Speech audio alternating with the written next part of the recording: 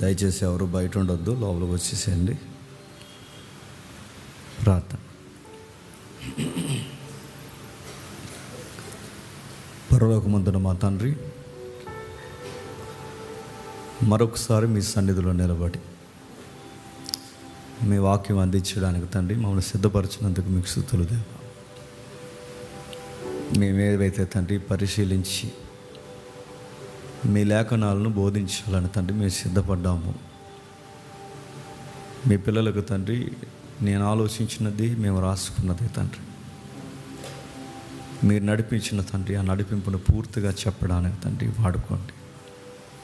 మీ సహాయం మాకు అనుగ్రహించండి. మొదటి వర్తమానం ద్వారా తండ్రి కొన్ని మాటలు అందించారు. రెండవ వర్తమానంలో కూడా తండ్రి మీ తోడు మాకు అనుగ్రహించండి. మీ పిల్లలు తండ్రి ఎన్నో సమస్యల మధ్య, ఎన్నో ఇబ్బందుల మధ్య వారి జీవితాల్లో తండ్రి అనేక ప్రశ్నలకు జవాబు దొరక్క ప్రతి వారం తండ్రి మీ సన్నిధికి వచ్చి తండ్రి ఇక్కడ కూర్చునే వాక్యం వింటున్నారు. ఈ వాక్యమే వారికి ధైర్యం, ఈ వాక్యమే తండ్రి వారికి శక్తి, బలము. ఈ వాక్యాన్ని తండ్రి వివరణాత్మకంగా తండ్రి వారికి బోధించడానికి ఇక్కడ నిలబడిన మమ్మల్ని అందరినీ మీరు వాడుకోండి. మేము ఖాళీగా పని చేయక చెప్పిన కొద్ది మాటలు అయినా తండ్రి వారి జీవితానికి మేలుకరంగా మలుస్తారని కోరుతూ క్రీస్తున్నాము నీ ప్రార్థన సమర్పిస్తున్నాము తండ్రి. ఆమేన్. దయచేసి గమనించండి, త్వరగా ముగించే ప్రయత్నం చేస్తున్నాం. అందుకే అన్నీ ఈరోజు వేగంగా ఉన్నాయి. రానివారు రానట్టే ఉంటారు, ఇక టైంకి రావడానికి చూడండి. సరే, కొన్ని బలమైన సంగతులు మనం విందాం. ప్రతి వారం లేఖనాల పరిధి దాటిపోకుండా దేవుడు మనకిచ్చిన పరిధిలో ప్రతి ఒక్క వాక్యాన్ని మనం అర్థం చేసుకునే ప్రయత్నం మనం చేస్తున్నాం. ఈరోజు కూడా ఒక ప్రశ్నార్థకమైన ఒక వచనాన్ని మన తెర మీదకి తీసుకుని అదే కీలకమైన వచనంగా మనం ధ్యానించే ప్రయత్నం మనం చేద్దాం. కొరింథీయులకు రాసిన మొదటి పత్రిక, అపోస్తుడైన పౌలు కొరింథీయులకు రాసిన మొదటి పత్రిక, మొదటి అధ్యాయం 18వ వచనం నుండి 22వ వచనం వరకు 23వ వచనం వరకు చదువుతాం. సిలువను గూర్చిన వార్త నశించుచున్న వారికి వెర్రితనము కానీ రక్షింపబడుతున్న మనకు దేవుని శక్తి. ఇందు విషయమై జ్ఞానుల జ్ఞానమును నాశనము చేతును, వివేకుల వివేకమును శూన్యపరుతును అని రాయబడి ఉన్నది. జ్ఞాని ఏమయ్యను, శాస్త్రి ఏమయ్యను, ఈ లోకపు తర్కవాది ఏమయ్యను, ఈ లోక జ్ఞానమును దేవుడు వెర్రితనముగా చేసి ఉన్నాడు కదా. దేవుని జ్ఞానానుసారముగా లోకము తన జ్ఞానము చేత దేవుడిని ఎరుగకుండినందున సువార్త ప్రకటనను వెర్రితనము చేత నమ్ము వారిని రక్షించుటకు దేవుని దయాపూర్వక సంకల్పమాయను. యూదులు సూచక క్రియలు చేయమని అడుగుచున్నారు, గ్రీసు దేశస్థులు జ్ఞానమును ఎదుగుచున్నారు. అయితే మేము సిలువ వేయబడిన క్రీస్తుని ప్రకటించుచున్నాం. ఆగుతాం. ఈ చదివిన వచనాలు ఏవైతే ఉన్నావో అపోస్తుడైన పౌలు యొక్క మొదటి శతాబ్దపు వ్యతిరేకతలు మనకు కనిపిస్తాయి. ఆయన వాడిన పదజాలాలు ఎంత బరువైన పదాలు వాడుతున్నాడో చూడండి. ఆయన సిలువను గూర్చిన వార్త ఈ సొసైటీకి ఎప్పుడు ఎలా ఉంటుందట? వెర్రితనంగా ఉంటుందట. నేను అడుగుతున్నాను మిమ్మల్ని ప్రశ్న, చెప్పండి. పౌలు గారు వెర్రితనంగా ఉన్నాదని అన్నాడు కాబట్టి వెర్రితనంగా ఉందా, లేదా సొసైటీకి నిజముగానే ఈ సిలువను గూర్చిన వార్త మొదటి నుంచి వెర్రితనంగానే అనిపిస్తుందా? రెండవది, ఒకవేళ అలా ఎర్రితనంగానే వాళ్ళకి అనిపిస్తే అసలు ఎందుకు ఈ సత్యం వాళ్ళకి వెర్రితనంగా అనిపిస్తుంది? ఇది ప్రశ్న. నా మాట మీకు అర్థమవుతుందా లేదు? ఎందుకు సిలువను గూర్చిన వార్త వాళ్ళకి వెర్రి?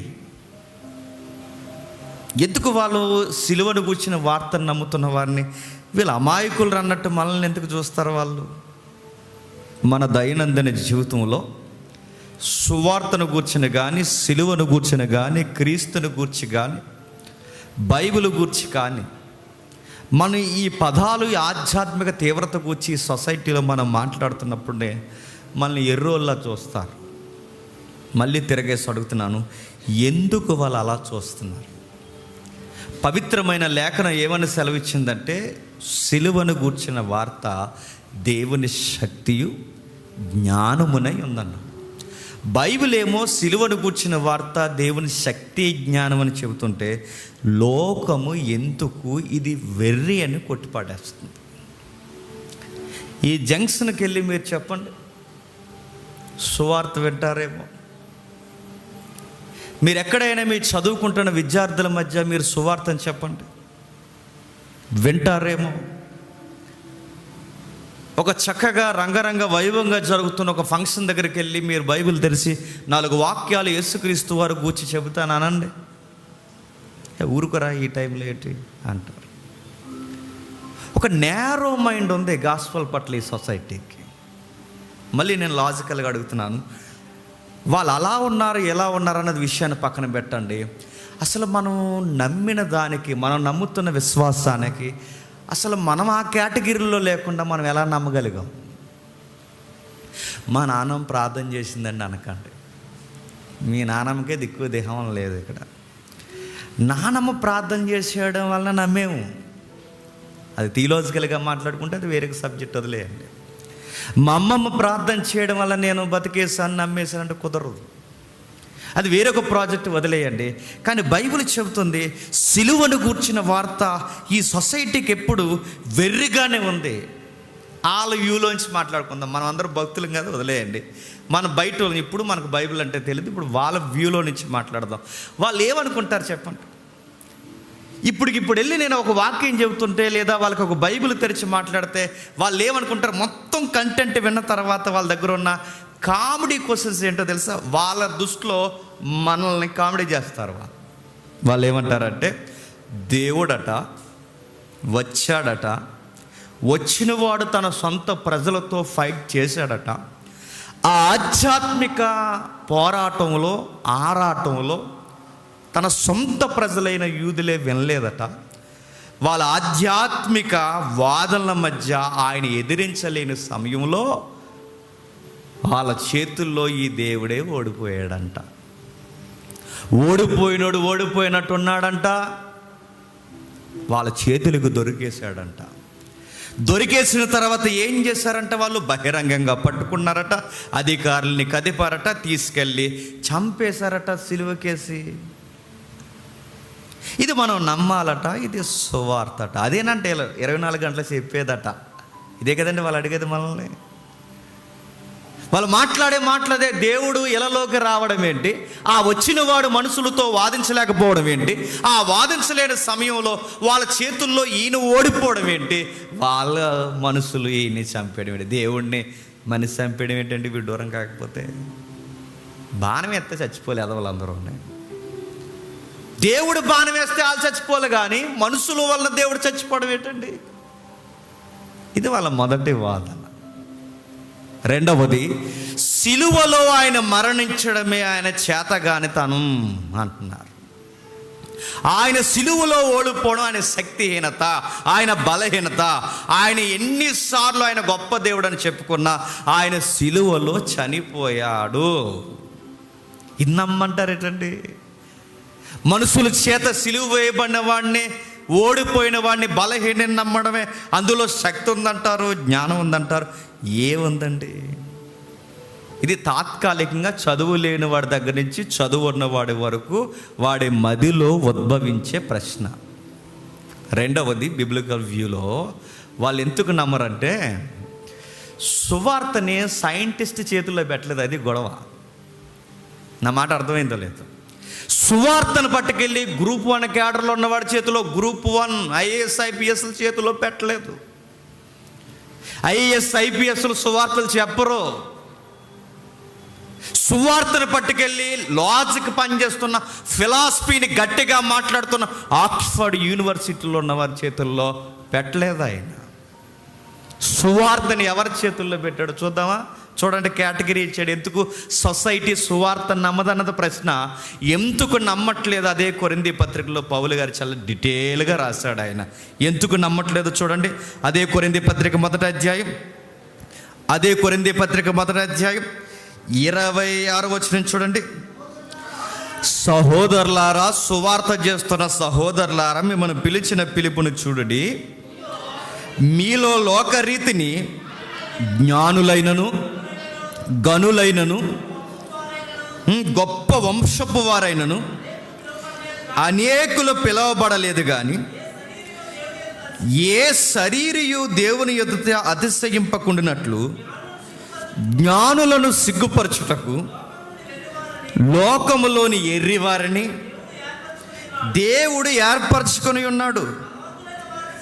బలవంతులైన వారిని సిగ్గుపరచుటకు లోకములో బలహీనులైన వారిని దేవుడు ఏర్పరచుకొని ఉన్నాడు. ఎన్నికైన వారిని వ్యర్థము చేయుటకు లోకములో నీచులైన వారిని, తుణీకరింపబడిన వారిని, ఎన్నిక లేని వారిని దేవుడు ఏర్పరచుకొని, మీరు చెప్పండిరా సువార్త అన్నాడంట. ఇప్పుడు చెప్పండి, ఫస్ట్ సెంచరీలో సువార్త చెప్పింది ఎవరు చెప్పండి? నీ శ్వాసన వచ్చేద్దండి వాళ్ళ దగ్గర. ఎవరు చెప్పండి? ఎవరండి? ఇప్పటివరకు తమ్ముడు చెప్పాడుగా, ఎవరు? సువార్తకి మొట్టమొదటి అంబాసిడర్స్ ఎవరు? చేపలోళ్ళు. అది పాయింట్. అక్కడ క్యాస్ట్ కదండో, వృత్తి మాట్లాడుతున్నాను నేను. చేపలు పట్టుకునే వాళ్ళు, వాళ్ళ దగ్గర చేపల వాసన వస్తుంది, నీ వాసన వస్తుంది. అలాంటి వాళ్ళు ఇప్పుడు సడన్గా రాజు దర్బార్ దగ్గరికి వచ్చి ఇందును గూర్చి, సిలువను గూర్చి వార్త అనగానే ముందు వాళ్ళకి వాసన వస్తుంది. నేను అడుగుతున్నాను, వాళ్ళ లగ్జరీ డ్రెస్ వేసుకున్న వాళ్ళు కాదు సువార్త చెప్పేవాళ్ళు. సువార్త ఎప్పుడు, సత్యం ఎప్పుడు ఎవరి దగ్గర ఉంటుందో తెలుసా? లెక్కల్లో లేని వాళ్ళ దగ్గర, ఎన్నికల్లో లేని వాళ్ళ దగ్గర, గొప్ప ఇంటి పేరు లేని వారి దగ్గర. మేము రెడ్లు, సౌదరులు, చెత్త చెదారం అలాంటోళ్ళు కాని వారి దగ్గర. గుర్తుపెట్టుకోండి, అసలు ఏ కేటగిరీలో వాళ్ళ గొప్పతనం లేని వారి దగ్గర సత్యము వాళ్ళ దగ్గర ఉంటుంది. జేమ్స్ సౌదరి ఉంటుంది, సత్యం ఉండదు. జేమ్స్ గాడిది గుడ్డు, అదే రెడ్డి ఉండదు. జేమ్స్ ఫలానా, జేమ్స్ బీసీ, జేమ్స్ ఎస్సీ ఉండదు. జేమ్స్ ఎవరి దగ్గర ఉంటుంది? ఎవడండి జేమ్స్ అంటే? ఎవడండి సురేష్ అంటే? ఎవడండి ప్రసాద్ అంటే? ఎవరండి అంటే అదే ఎవరండి అంటే ఎవరు? వాళ్ళు ఏమైనా ఎంఆర్ఓ గారి తాలూకా? కాదండి. వాళ్ళు ఎవరండి? వాళ్ళ ఫాదర్ ఏమైనా ఇంజనీరా? కాదండి. ఫార్మర్, ఇంగ్లీష్లో, తెలుగులో వ్యవసాయకులు. వాళ్ళు ఎవరండి? లెక్కల్లో లేని వాళ్ళు, సొసైటీలో వాళ్ళకంటూ ఒక స్టేటస్ లేని వాళ్ళు. ఎవరండి? తృణీకరింపబడిన వారు, విసర్జింపబడిన వారు, దూరంగా ఉన్నవారు, మనసుల్లో ఎన్నిక లేని వాళ్ళు. అలాంటి వాడే పేతురు. ఎవరు? ఒక చేపలు పట్టేవాడు. యోహాను ఎవడు? ఒక చేపలు పట్టేవాడు. ఎన్నిక లేనోళ్ళు, ఎంపిక లేనోళ్ళు. జ్ఞానుల జ్ఞానమని భుజాలు ఎగరేసుకున్న సౌలుకు కూడా దేవుడు దొరకలేదు, పౌలుగా మారేంత వరకు. గుర్తుపెట్టుకోండి, దొరకలేదు జ్ఞానులకి. జ్ఞానమని ఎర్రితల్లేసిన ఎవరికైనా దొరకలేదు. ఎందుకు ఈ సొసైటీ మాటలు నమ్మదంటే, గ్రూప్ చదివిన వాళ్ళ దగ్గరికి వెళ్ళి మనం దుంపల బడిలో చదివేది సీరియస్గా సువార్త చెబుతుంటే వాళ్ళు వింటారండి? అక్కడే ఆ లాజిక్ పనిచేయదు. ఏడ్రా, నేను చదువుకునేది గ్రూప్స్, నువ్వు ఇంటర్ కూడా సరిగా 2 సార్లు అవగొట్టేవాడు, సరిగా అవ్వలేదు నీది. నువ్వు వచ్చి నాకు సువార్త చెప్తున్నావు అంటే నువ్వు ఏదో పెద్ద లాజిక్ ఉన్నట్టు చెప్తుంటే, వాడి మైండ్ దేన్ని బట్టి మనం చెప్పే మాట వింటా చెప్పండి? వాడి నాలెడ్జ్ని బట్టే మనం చెప్పే మాట వినాలా వినకూడదని వాళ్ళు డిసైడ్ అవుతారు.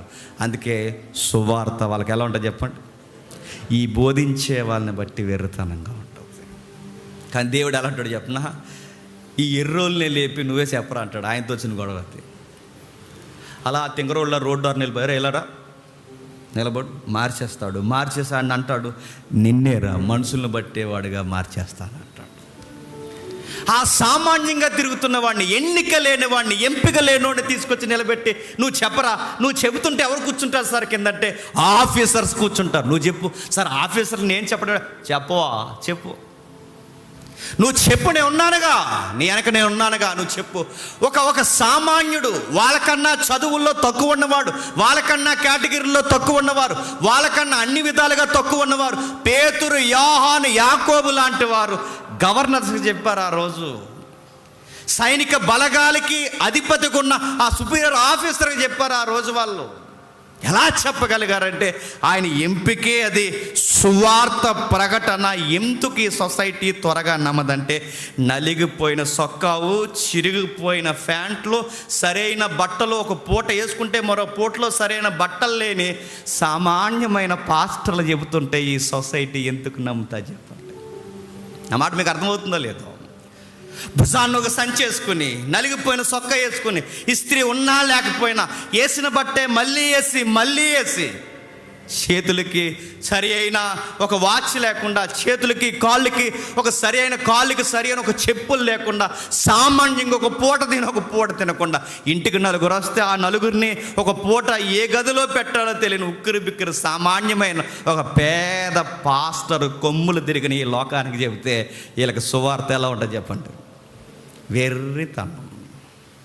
అది ఒక పాన్ పరాక్ ఎలాంటి ఇస్తాడు చెప్పండి? అడ్వర్టైజ్మెంట్ పాన్ పరాక్ యాడ్, పై బట్ నిప్పేస్తాడు షారుఖ్ ఖాన్ వచ్చి, సిక్కుమని షారుఖ్ ఖాన్ వచ్చేస్తాడు. మన తెలుగులో మహేష్ బాబు, వీళ్ళకి అస్సలు నడుతున్నాను, మహేష్ బాబు ఫ్యాన్స్ నేను ఏమి చేయలేను, వీళ్ళకి సొసైటీ పట్ల బాధ్యత ఉండదు. ఆ బాబు గోగునేరు గారు ఎలా తిడుతున్నారు చూడండి, రాజమౌళి గారిని, మహేష్ బాబుని ఎలా తిడుతుంది. ఎందుకంటే సొసైటీ ఏమైపోతుంది వాళ్ళకి అనవసరం. ఆ పాన్ పరాకులు ఎలా వేసుకోవాలో తెలుసా? ఇదిగో ఇలా వేసుకోవాలని చూపిస్తున్నారు స్టార్ హీరోలు. పాన్ పరాకు మంచిదా చెప్పండి? అవయవాలకు మంచిదా? ₹10 పాన్ పరాకు అడ్వర్టైజ్మెంట్ మనకు నచ్చిన యాక్టర్ అడ్వర్టైజ్మెంట్ ఇచ్చేసరికి అది ఆరోగ్యమా అనారోగ్యమా అనవసరం. సొసైటీలో స్టార్ అన్నవాడు పాన్ పరాకు కోసం చెబితే జనాలు ఎగబడి కొనేసుకుంటారు. సొసైటీలో ఎవడైనా సోది చెబితే, ఒక హై క్లాస్ ఫిగర్ ఒక సోది చెబితే వింటారు. పెద్ద సబ్జెక్ట్ కూడా వాళ్ళు ఏం చెప్పరు, కానీ వాళ్ళు చెబుతుంటే ఈ సోది ఎలా వింటారంటే వాళ్ళ కేటగిరీని బట్టి వింటారు, వాళ్ళ ప్రొఫెషన్ బట్టి వింటారు, వాళ్ళ రేంజ్ని బట్టి వింటారు, వాళ్ళ యొక్క వృత్తిని బట్టి వింటారు, వాళ్ళ యొక్క సమాజంలో ఉన్న వాళ్ళ డబ్బుని బట్టి వింటారు. అందుకే వాళ్ళ సామాన్యులను ఎలా మభ్య పెడతారు తెలుసా? వాళ్ళు చెప్పే సోదంతా వింటారు. మీరు చూడండి, ఒక థమ్సప్ డ్రింక్ కుదిరింగా తాగరండి, ఆ మేడ మీద దూకేస్తారు, ఈ మేడ మీద దూకేస్తారు, అలా దూకేస్తారు, ఇలా మౌంటైన్ డ్యూ దూకే, బుర్జ్ ఖలీఫా దూకే, థమ్సప్ హెలికాప్టర్ మీద దూకేస్తుంటారు. అడుగుతాను, అలా ఎలా దూకేస్తారు వాళ్ళు దూకేస్తున్నారంటే మనం నమ్మేస్తాం సీరియస్గా వెళ్ళి ఆ కొట్టుకాడ దూకేసి మనం కొనేసుకుని తాగేస్తాం అంతే. సోదంతా నమ్ముతామండి, చెత్తంతా నమ్ముతాం. ఎలా నమ్ముతాం? ఈ సొసైటీ ఎవరి మాటలు నమ్ముతుంది చెప్పండి? సొసైటీలో సోది చెప్పేవాడు గొప్పోడైతే అది సోదైనా నమ్ముతారు. సొసైటీలో సామాన్యుడు చెప్పేది సత్యమైతే ఈ సొసైటీ సత్యాన్ని ఇప్పుడు చెప్పండి, దేన్ని బట్టి సువార్త నమ్మట్లేదు చెప్పండి? గొప్పోడు చెప్పండి, చిన్నోడు. గొప్పోడు ఏది చెప్పినా గొప్ప, చిన్నోడు ఎంత గొప్ప సత్యం చెప్పినా అది చిన్నదే లెక్చర్. ప్రభు అందుకే చెప్తున్నాడు, సువార్త జనాలకి ఎందుకు ఎర్రితనం అయిందంటే, ఒకటే దేవుడు రావడం ఏంటి, యూదులతో వాదించడం ఏంటి, ఆ వాదనల మధ్య వాళ్ళని పట్టేసుకోవడం ఏంటి, చంపేయడం ఏంటి, ఏంటబ్బా ఇదంతా, అది ఫస్ట్. రెండవది, వాళ్ళు చెప్పే ఈ సువార్త చెప్పేది మొదటి శతాబ్దం నుంచి ఈ సత్యం చెప్పేది అందరూ ఎలాంటి వాళ్ళు అంటే అసలు లెక్కల్లో లేనో ఎక్కువ చెప్పారు ఈ సత్యాన్ని. ఒకవేళ ఎవరైనా మోతుబరి కానీ, ఎవడైనా డబ్బు ఉన్నవాడు కానీ, జ్ఞాని కానీ పట్టుకుంటే సువార్త చెప్పి వాళ్ళ సోద ఎక్కువ, సువార్త ఎక్కువ చెప్తారు వాళ్ళు. ఆ రోజుల్లో మా నాన్నగారు ఎవరంటే, ఎవరు, ఈ ఊరు మాది, ఆ ఎకరం మాది, ఇదంతా మాకు ఎందుకు సువార్త చెప్పు. ఆలోచన గాంచి గొప్ప కేటగిరీ నుంచి వచ్చిన సువార్త చెప్పరు చూసారా? ఆ రోజుల్లో మా తాతయ్య గారు, మీ తాతయ్య గారు మీసాల మీద నిమ్మకాయలు నిలబెట్టేవారు. వై ఎందుకు నిలబెట్టేవారంటే స్నానం చేసేవాడు కదా మీ తాతయ్య. మీసాల మీద ఎప్పుడు నిమ్మకాయలు నిలబడతాయి చెప్పండి? స్నానం చేయకపోతే దానికి బాగా మట్టి పడ్డేస్తే నిమ్మకాయలు, టమాటకాయలు కూడా నిలబడతాయి. స్నానం చేయలేనప్పుడు ఏంటి గట్టిగా అవుద్ది, మీసాల మీద అంటే లాజిక్ ఏముండదు. ఇక నేను చాలామందిని అబ్జర్వ్ చేయండి మీరు కావాలంటే. గొప్ప ఇంటి నుంచి సువార్తకు వచ్చిన వాళ్ళు అందరిని కాదండి, గొప్ప తెగల నుంచి సువార్తకు వచ్చిన వాళ్ళు వాళ్ళ గొప్పలు తప్ప సువార్తలు తక్కువ ఉంటాయి. అంటే హై కేటగిరీ నుంచి సువార్తకు వచ్చిన వాళ్ళు వాళ్ళ కేటగిరీ కోసం ఎక్కువ ఉంటుంది, సువార్త కొరకు. అందుకే దేవుడు చెప్పుకోవడానికి ఏమీ లేనోడినే నువ్వు వచ్చి చెప్పరా అంటాడు. ఇంకా అడుగు గురించి చెప్పుకోవడానికి ఏముంది, సువార్త తప్ప. నువ్వు వచ్చి చెప్పరా, నువ్వు వచ్చి చెప్పు, ఇదిగో లెక్కల్లో లేని నువ్వు వచ్చి చెప్పు అంటాడు. అలాంటి ఎంచుకుంటాడు. అందుకే మొదటి 2 కారణాలు, ఒకటి దేవుడు చనిపోవడం ఏంటి, 2 చెప్పేవాళ్ళు ఇలాంటి వాళ్ళు చెప్తున్నారు కనుక వాళ్ళని బట్టి సత్యాన్ని ఏమేస్తారు చెప్పండి, అంచనా వేసి వినడం మానేస్తున్నారు. మూడోది, ఆ టైంలోనికి వెళదాం. మూడోది, యూదులు ఏం చేస్తున్నారు చూడండి, 22 వచనం. యూదులు సూచక్రియలు చేయమని అడుగుచున్నారు, గ్రీసు దేశస్థులు జ్ఞానమును ఎతుకుచున్నారు. అయితే మేము సిలువ వేయబడిన క్రీస్తుని ప్రకటించుచున్నాం. యూదులు సెకండ్ కేటగిరీ. థర్డ్ కేటగిరీ ఎవరండి, యూదులు నమ్మట్లేదట. యూదులు ఎంతగా నమ్మట్లేదు అక్కడ లాజిక్ చెప్తున్నట్టు చూడండి. వాళ్ళు ఏం అడుగుతున్నారట, సూచక క్రియలు అడుగుతున్నారు. యూదులు అనగానే మేము నమ్ముతారో లేదో నాకు తెలియదు, కానీ నోబెల్ ప్రైజెస్ అందుకున్న సగానికి సగం మంది సైంటిస్టులు అందరూ ఎవరు చెప్పండి, యూదులు. వాళ్ళ నుంచే సైంటిస్టులు ఎక్కువ ఎందుకు వస్తారు చెప్పండి. ఎప్పుడైనా ఒకసారి చెప్పాను, మళ్ళీ మీకు చెప్తాను, ఒకసారి వినండి. ఎందుకు వస్తారంటే వాళ్ళ తల్లులు గర్భాలు దాచినప్పుడు లెక్కలు ఎక్కువ చేస్తారు వాళ్ళ తల్లులు. ఇంకా సైన్స్ బుక్స్ ఎక్కువ చదువుతారు, లేదా సైన్స్ థీరీస్ ఎక్కువ చదివి వినిపించమంటారు వాళ్ళ భర్త ఎవరైతే ఉన్నారో దగ్గర కూర్చున్న వాళ్ళని. థియాలజీలు చదువుతుంటారు, థియాలజీ బుక్స్ వింటుంటారు. ఇలాంటి ఎన్నో సైంటిఫిక్ విషయాలు అన్నిటికన్నా పైన మోతాదుకు మించి వినేది పాత నిబంధన ద్వారా ధర్మశాస్త్రం ఎక్కువ చదువుతారు, వింటారు. ఈ బిడ్డ లోపలుండి ఇవన్నీ వింటుంటుంది. వాళ్ళ అమ్మ లెక్కలు చదువుతుంటే వాళ్ళ లోపల ఆడికి లెక్కలు ఎక్కుతుంటాయి. వాళ్ళ అమ్మగారు ఏమేం చేస్తున్నాడో ఆ యొక్క ప్రెజర్ అంతా బిడ్డ మీద పడుతుంది. ఆ బిడ్డ పుట్టడంలోనే దైవికమైన లోకమైన 2 మిళితమైన జ్ఞానంతో ఆ బిడ్డ పుడతారు. మనము ఇంతంత గర్భాలు వేసుకుని గొడవ అవుతుంటే వాళ్ళు నిలబడి వింటున్నారంటే అలా. అందుకని అలా పుట్టాడు. ఇలా పట్టేసి కానీ ఆయనతో గొడవాడుతుంటుంది. ఇలాగ పోతావు, నువ్వు పోతావు అంటే ఆ పుట్టినోడు మీ ఇద్దరు పోతారంటాడు. మన బిడ్డలు ఎందుకు అంత కుదురులేని బిడ్డలు పుడతారు, కుదురుండదు మనకి. సరిగ్గా పిండాలు ఉత్పత్తి అయ్యే టైంలో ఎన్ని గొడవలు పెట్టుకుంటారు. నేను కన్ను అందంట, కనకపోతే పోతావు. నేను రాను హాస్పిటల్కి అందంట. వాళ్ళు ఎందుకంత నాలెడ్జ్ ఉంది వాళ్ళకి. చూడండి, ఇప్పటికీ ఐన్స్టీన్ తెలుసు కదండి. ఐన్స్టీన్ ఇప్పటికీ ఆయన మెదడు ఈ సొసైటీకి అర్థమవుతుంది. ఐన్స్టీన్ మామూలుడండి. ఐన్స్టీన్ చెప్పిన క్వాంటమ్ థియరీ ఉంటుంది. నాకు ఎంత పిచ్చో ఆయన చెప్పిన ఆ థియరీ. నేను ఎన్నిసార్లు ఆ థియరీ వింటాను. క్వాంటమ్ మెకానిజం అని ఉంటుంది. మీరు వీలైతే పిచ్చెక్కిపోద్దండి ఆ థియరీ మీరు వింటే. అసలు భౌతిక ప్రపంచంలో ఉన్న మీకు మనకు తెలియని ఒక సైన్స్లోకి మనం వెళ్ళిపోతాం. ఆయన చెప్పిన ఆ సాపేక్ష సిద్ధాంతం ఒక ఎత్తు అయితే, క్వాంటమ్ మెకానిజం కోసం చెప్పిన ఆ థియరీ అసలు ఎలా చెప్పగలిగాడు, అది ఒక వండర్. అది అణుబాంబు సృష్టికర్త వాడున్నాడు, అణుబాంబు ఇంకొకడున్నాడు. అసలు అణువులు కూర్చిన ప్రస్తావన మాట్లాడిందే వాళ్ళ యూదుల నుంచి వచ్చిన సైంటిస్టులు. పిచ్చెక్కుతుందండి వాళ్ళ థియరీస్ మాట్లాడుతుంటే. అణుబాంబు అనేది ఒక అణువు, కంటికి కనబడిన అణువు. మనం అనుకుంటాం నల్లమందు కలిపారా, సూర్యకారంగా, ఇలాంటివి ఏం కనపడు అణుబాంబులో. అణువుల్ని మిళితం చేస్తారు, అణువులను దగ్గర చేస్తారు. ఎలక్ట్రాన్ ప్రోటాన్స్ ఏవైతున్నావో వాటన్నిటిని తగ్గి వాటిని తెచ్చిన ఒక్క అణువుతో ఇంకొక అణువుని ఢీ కొడితే అణువులు ఉద్భవించి ఒకేసారి ఈ భూమండలాన్ని మింగేసంత పేలుడు జరుగుతాడు. ఏంటి ఇంత అణువులు, కనబడిన అణువులు. మీకు ఇంకా ఎగ్జాంపుల్ అర్థం కావాలంటే చిన్న గోళీలు ఉంటాయి సార్, చిన్నప్పుడు చిన్న గోళీలు. ఈ గోళీలన్నీ గొట్టగేసి ఒక గోళీ చేత ఇలా లాక్కొట్టే వాళ్ళు గుర్తుందా? ఒక్క గోళీ చేత గుప్పుగా ఉన్న గోళీలు కొడితే గోళీలన్నీ ఎలా చెదరైపోయి విస్ఫోటనం జరిగినట్టు అవుతుందో, ఎగ్జాక్ట్ అణువుల సిద్ధాంతం కూడా అంతే. అసలు కనబడిన అణువుల్ని ఇలా చెదరగొడితే ప్రపంచం ఏమేమి తెలుసా? ఈ రోజుకి కోలుకోలేని యురేషిమా నాగసాకి సిద్ధాంతం లేదా ఆ ఉదంతం మీరు వినండి.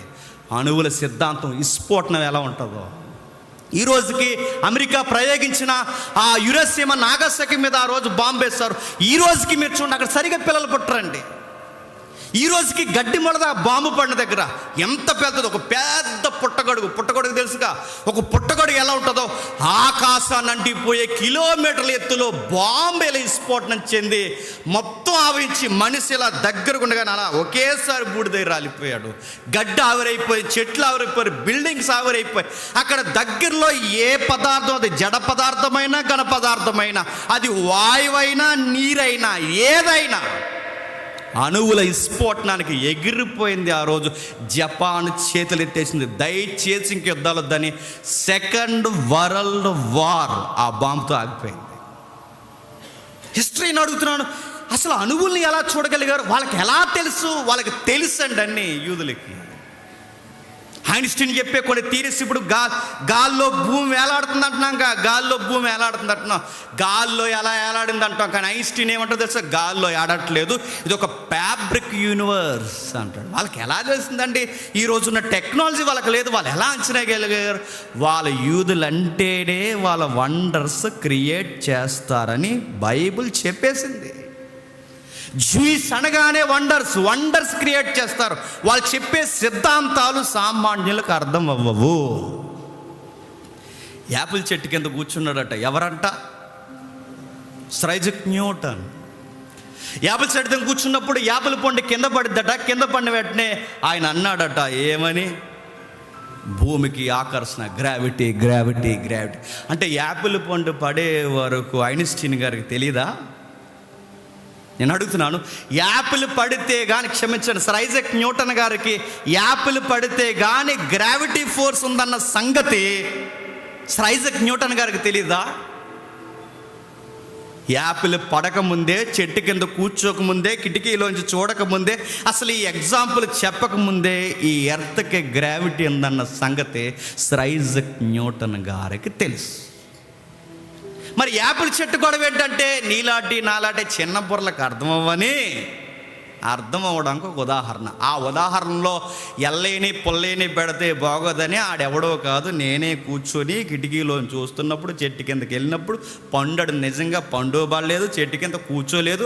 మన బుర్రలకు తీరి అర్థం అవ్వాలని ఉదాహరణ మాత్రమే అధ్యక్ష. అర్థమైందో లేదా? అర్థం అవ్వకపోతే అదే సంగతి లేదు. యూదుల తీరులు ఎర్రగొడతారు వాళ్ళు. అలాంటి యూదులకి ఇప్పుడు సిలువను కూర్చిన వార్త చెబుతుంటే వాళ్ళకి ఎలా ఉంది చెప్పండి? వెర్రి. ఏమీ చదువులేనాడేమో దేవుడిని మనుషులు చంపాడు వేటరా అంటున్నాడు. మరి అది కాదురా, ఇంకా వాక్యం ఎలా చెబుతుందిరా? ఇదిగో సామాన్యులైన మమ్మల్ని ఎంపిక చేసి సువార్త చెప్పమన్నాడు రా అని మమ్మల్ని పంపించాడంటే, ఈ సామాన్యుడు గొప్పోడైపోయి నువ్వేడ్రా నాకు చెప్పేదని ఈడంటున్నాడు. మళ్ళీ ఆ రోజు యూదులు ఏమన్నారు? వాళ్ళు ఏమంటున్నారు? వాళ్ళకున్న జ్ఞానంలోంచి, అంటే వాళ్ళకున్న వండర్ఫుల్ జ్ఞానం నుంచి, అద్భుతాలు చేసే జ్ఞానం నుంచి అద్భుతంలాగే సిలువ చూస్తున్నారు. ఇప్పుడు సిలువ వాళ్ళకి అద్భుతం కాదు, లాజిక్ లేదు, సామాన్యంగా చచ్చిపోతున్నారు. ఈ సైంటిఫిక్ దృక్కోణంలో వండర్స్ చేయాలనుకున్న వారికి సడన్గా వాళ్ళకి వెళ్ళి సిలువను కూర్చున్న వార్త చెబితే, ఐన్స్టీన్ లాంటి వాడికి, న్యూటన్ లాంటి వాడికి, వీళ్ళ పునాదుల పితరులు లాంటి వారికి సువార్త చెబితే వాళ్ళు ఏమంటారు చెప్పండి? సైన్స్ లేదు, నాకు నమ్మాలనిపించట్లేదు అంటారనరా? సిలువను కూర్చిన వార్త జూయిష్ ప్రజలకి ఈ రోజుకి ఎలా ఉందో చెప్పండి? వెర్రితనంగా ఉంది. వాళ్ళ కళ్ళ ముందు అద్భుతాలు జరిగితే నమ్ముతారు. రెడ్ సీ జుమ్ అని పాయలైపోయింది కనుకే నమ్మారు. పాయలేకపోతే నమ్మరా బ్యాచ్? అలా చూస్తుండగా ఆకాశం నుంచి మన్నా పడిపోవాలి, అప్పుడు నమ్ముతారు. బండ నుంచి నీళ్ళు రావాలి, నమ్ముతారు. వాళ్ళకి ఏదైనా మీరు చూడండి, వాళ్ళకి సైంటిఫిక్గా ఏదైనా ప్రూఫ్, ఎవిడెన్స్ ఉండాలి, వాళ్ళకి హిస్టరీలో ఉండాలి, జాగ్రఫికల్గా ఉండాలి, ఉంటేనే నమ్ముతారు. సామాన్యంగా వచ్చి అడ్డుకర్ర నిలువు కర్రకి మధ్య దేవుడు సిలువేసి మీ కొరకు చనిపోయాడు, సిలువ వేయబడ్డాడంటే వాళ్ళు అంత కలర్లో పెట్టుకుని అలా ఎలా చనిపోతాడు? మెస్సయ్య చనిపోవడం ఏంటి? మేము నమ్ము అన్నారంటే. ఈ రోజుకి చాలామంది యూదులు యేసుప్రభుని వాళ్ళకున్న ఈ మైండ్ సెట్లో నుంచి సిలువను గూర్చి వాళ్ళు నమ్మమన్నా నమ్మరు. నెక్స్ట్, ఇంకా ఎందుకు నమ్మరండి మనుషులంటే, కొన్ని వర్డ్స్ ఉన్నాయి, కొన్ని వచనాలు అలా చదివి మళ్ళీ వస్తాం. కేటగిరీస్ అర్థమవుతాయిగా. సిలువను కూర్చిన వార్త ఇది. మనం అనుకుంటాం అక్కడికి వెళ్ళి వీడికి వారం నుంచి చెప్తున్నాను ఎదవకి మారడేట్ అనుకుంటే ఆడికి చాలా ఉన్నాయి, మారడాడు. ఎన్ని రోజులు చెప్పాలి వీడికి మాట అంటే? ఇది ఈ కేటగిరీలో ఏదో కేటగిరీలో ఉంటాడు, అది తెలిస్తేనే ఆడు దొరుకుతాడు నీకు. ఏం తెలియకుండా తగునమ్మా అని వెళ్ళాడు, వెనకపోయేసరికి ఎదవా మాట పాత దులిపెత్తనే అనుకున్నావు అంటే, నువ్వు పరిశుద్ధుడు, నువ్వు పాత దులిపెత్తాడు మీద. మారమంటే వెంటనే మారిపోతారు. 2 నిమిషాల్లో మారిపోతారా? రోజులో మారిపోతారా? వారంలో మారిపోతారా? మనుషులు ఇన్ని రకాలు ఉన్నాయి, మారిపోతారా? అసలు ఆడు ఏ రకం, ఏ కేటగిరీకి చెందినోడు? వాడికి ఎలా చెప్తే వింటాడు? వాడు సోషల్ మీడియాతో ఉన్నాడా? వాడు చదువు లేకున్నాడా? వాడికి చదువు ఎక్కువైపోయి ఉన్నాడా? వాడు సైన్స్లో ఉన్నాడా? వాడు ఎలా ఉన్నాడు? వాడు ఏ వ్యూలోనిచ్చి సిలువను చూస్తున్నాడు? అది అంచనా లేకపోతే వాడికి ఎలా చెప్పగలం? వాడికి ఎలా అర్థమవుద్ది? వాడికి ఎలా అర్థమవుద్ది? ఎందుకంటే మరొక రకం ఉన్నారు. ఈ రకాలన్నీ సువార్తకి వెళ్ళినప్పుడు తగులుతారు మనకి. చూడండి ప్రకటన గ్రంథం 3వ అధ్యాయం. ప్రకటన గ్రంథం 3వ అధ్యాయం. ప్రకటన గ్రంథం 3వ అధ్యాయం. ప్రకటన గ్రంథం 3వ అధ్యాయం 16, 17 వచనాలు చూడండి. నీవు ఎచ్చగానైనను చల్లగానైనను ఉండగా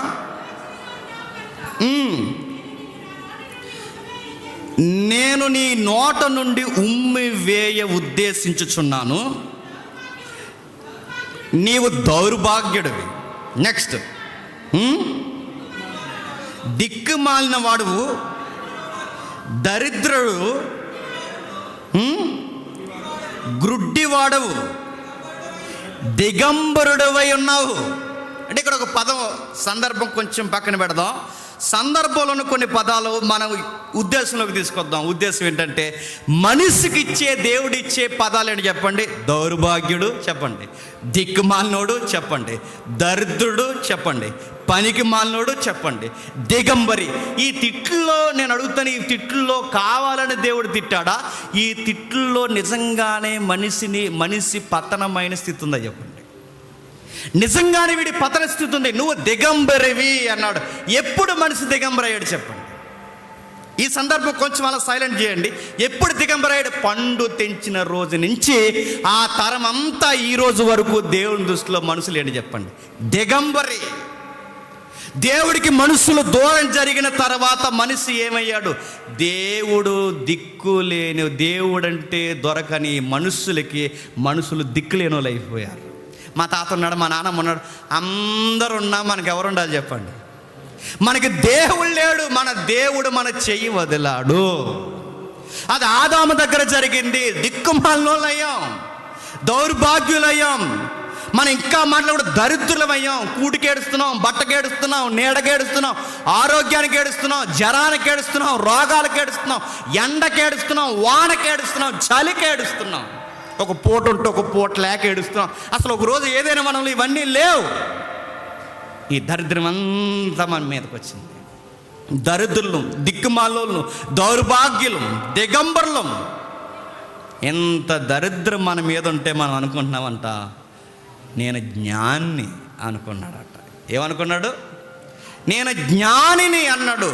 దిక్కుమాలినోడు, దౌర్భాగ్యుడు, దరిద్రుడు, గుడ్డివాడు, దిగంబరైన మనిషి ఏమనుకుంటున్నాడు చెప్పండి? నేను బాగానే ఉన్నాను, నేను జ్ఞానిని, నాకు దేవుడితో పనేముంది నడుతున్నాను. మనిషికి ఎందుకు సువార్త ఎక్కట్లేదు?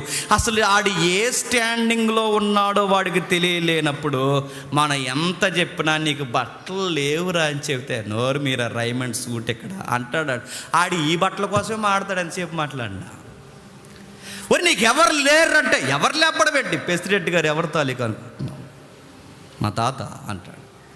ఒరే మనం దిగంబరులు రా, దరిద్రులు రా, మనకి లోకంలో ఏమని? మాకు దరిద్రం 4 ఎకరాలు ఉన్నాయి, ఇక్కడ ఏమనుకుంటున్నాం? నెలకి ఎంత తెలుసు మాకు వడ్డీ అంటాడు. వాళ్ళ మాటలు వేరు, వాళ్ళ తీరు వేరు. మనం మాట్లాడే స్టాండింగ్ ఒకటే, వాళ్ళు మాట్లాడే స్టాండింగ్ ఒకటే.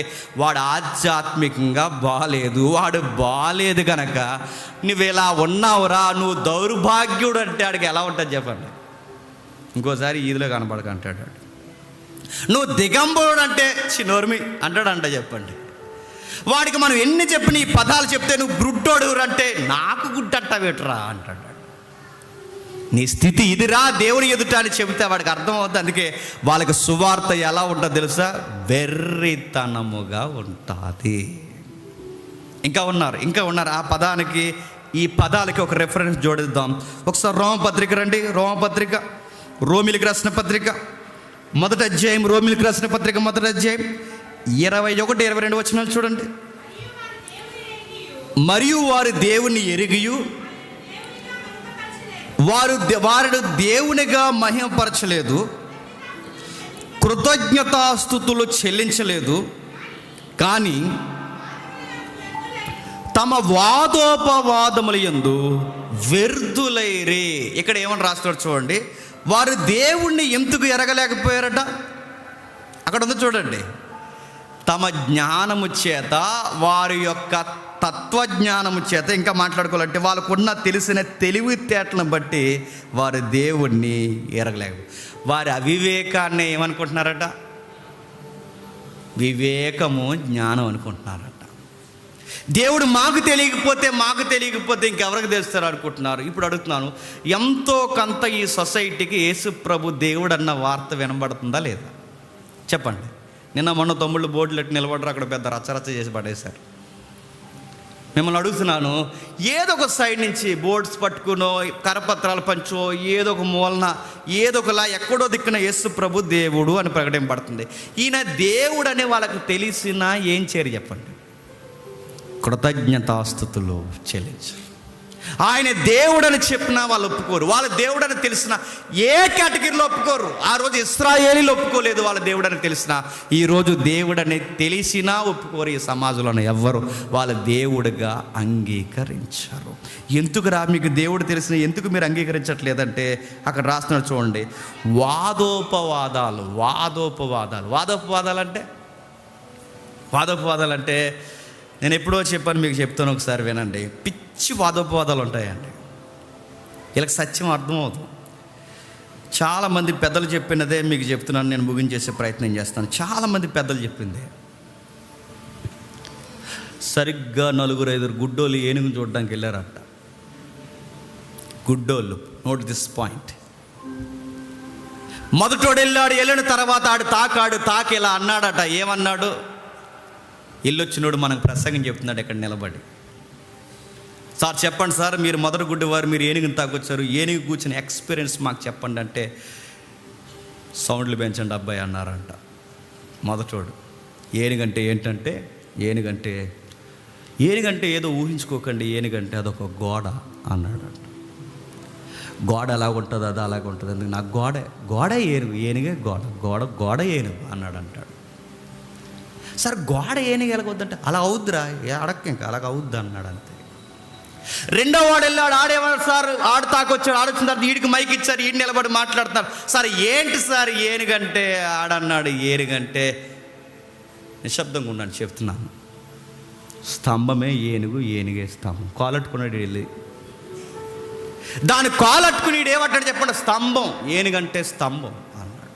స్తంభం లాగే ఉంటుంది ఏనుగు, కాదు ఆ స్తంభం కదలదు, ఈ స్తంభం కదులుతుంది అంతే. ఆడంటాడు గోడ అంటాడు, ఈడంటాడు ఏనుగు అంటాడు. ఇంకొకడు వచ్చాడు, వెళ్ళి ఆ తొండ అన్నట్టుకున్నాడు. ఆ తొండానికి దగ్గరకు ఉన్న దంతా అన్నట్టుకున్నాడు. సార్ ఏంటి సార్ ఏనుగంటే అదో పెద్ద గుణపం అండి. గుణపమే ఏనుగే గుణపం, కాదు ఆ గుణపం కదలదు. చెప్పండి, ఏ గుణపం కదలదు? గుణపం గుర్తుపెట్టుకో, ఏనుగంటే గుణపం అన్నాడు అంతే. మరొకడు వెళ్ళాడు, చేపెట్టుకున్నాడు, మీకు తెలుసు సేట అన్నాడు అంటాడు. సేట ఏంటి సార్ అంటే, సేటారా ఏనుగంటే మెదులుతుంది తెలుసు అది అన్నాడు.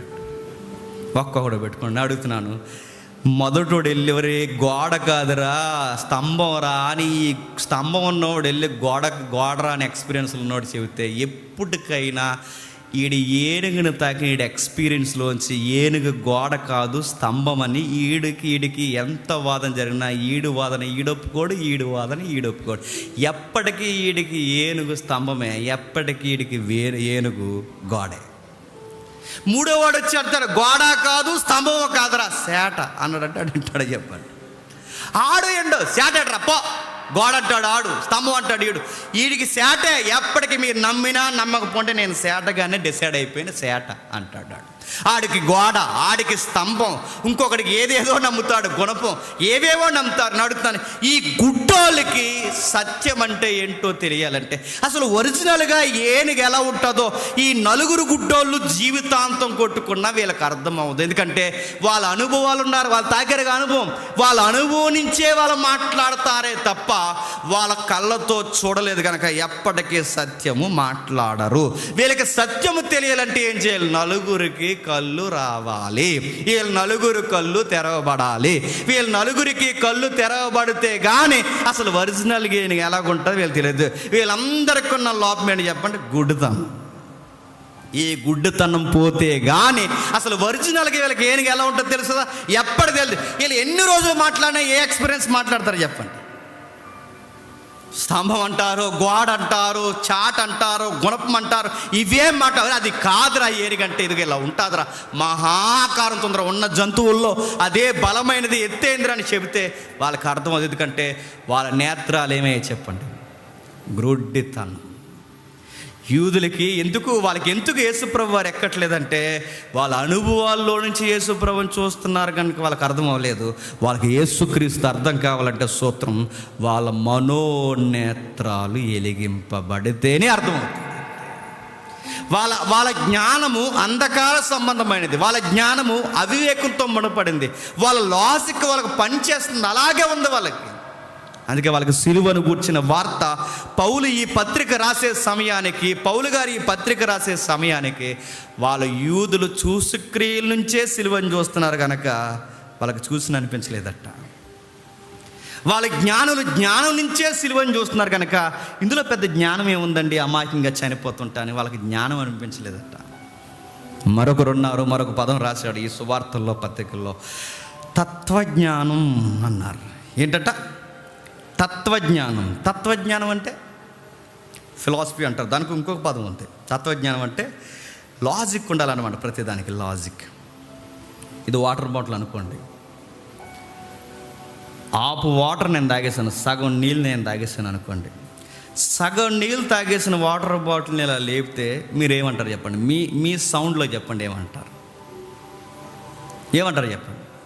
ఇది వాటర్ బాటిల్ అని చెప్తే దాన్ని బ్రైట్గా మీరు ఏమంటారు చెప్పండి? హాఫ్ వాటర్ బాటిల్ అంటారు, అంతే కదండి.